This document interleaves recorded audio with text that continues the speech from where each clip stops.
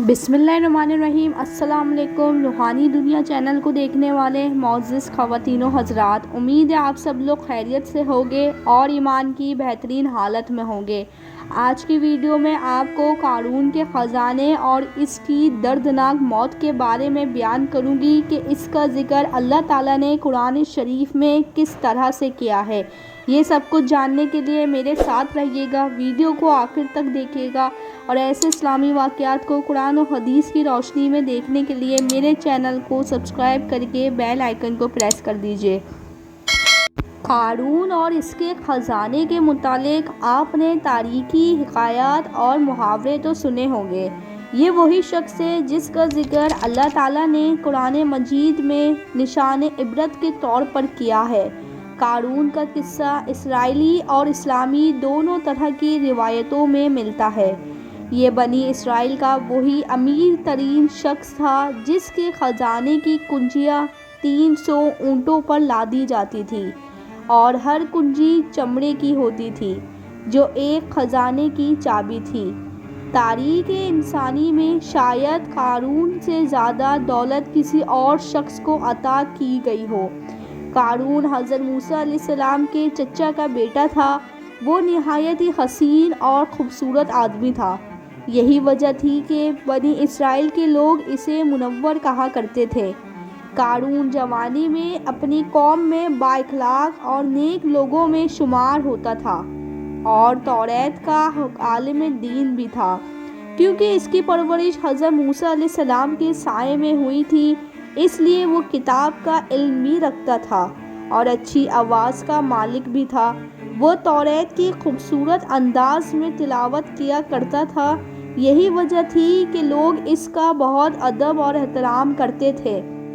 قارون ابتدا میں حضرت موسیٰ علیہ السلام پر ایمان لے آیا تھا اور جب بنی اسرائیل کو قبطیوں کی غلامی سے نجات ملی تو وہ ان کے ساتھ مصر کو چھوڑ کر سرزمین مود ہجرت کر گیا۔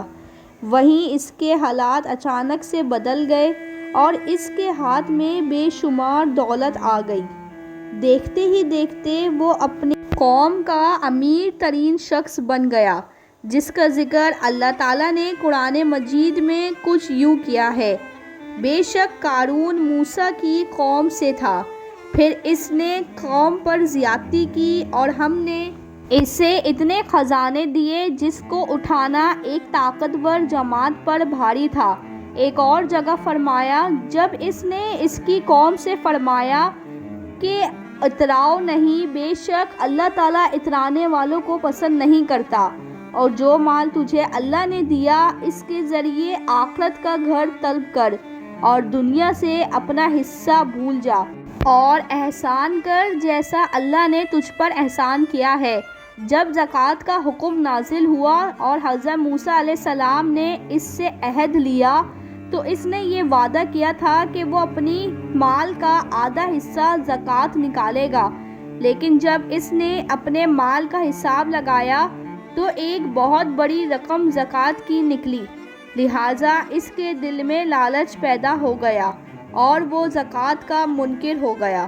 اس نے ایک گندی چال چلی اور بنی اسرائیل سے ایک گروہ جو اس کے حمایتی تھا ان کو جمع کیا اور فرمایا: اے بنی اسرائیل، موسیٰ نے تم لوگوں کو بہت سی باتوں کا حکم دیا جس کو تم لوگوں نے پورا کیا، لیکن اب وہ تم سے تمہارا مال لینا چاہتا ہے۔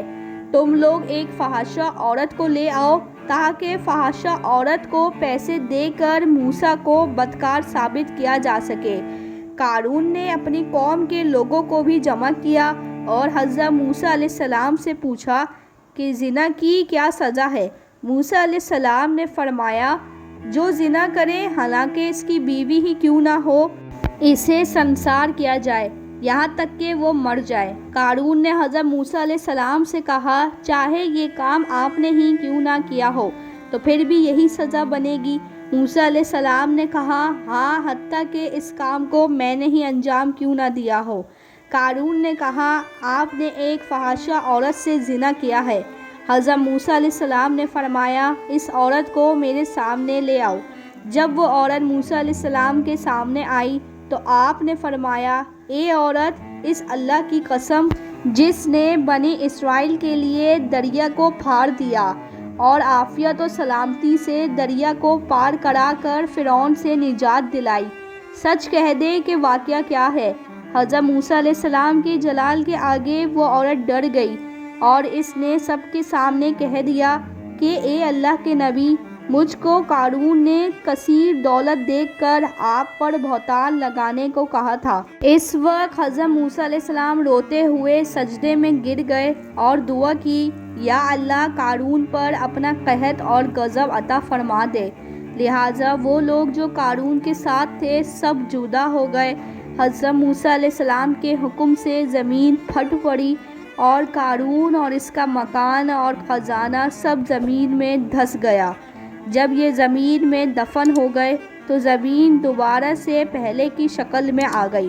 سبحان اللہ۔ میری آج کی ویڈیو دیکھنا اور سننا آپ کو اچھا لگا ہو تو ویڈیو کو لائک کر کے شیئر کر دیجیے گا، اور ایسے اسلامی واقعات کو قرآن و حدیث کی روشنی میں جاننے کے لیے میرے چینل کو سبسکرائب کر کے بیل آئیکن کو پریس کر دیجیے گا۔ مجھے دیجیے اجازت، اپنا بہت زیادہ خیال رکھیے گا، دعاؤں میں یاد رکھیے گا۔ اللہ حافظ۔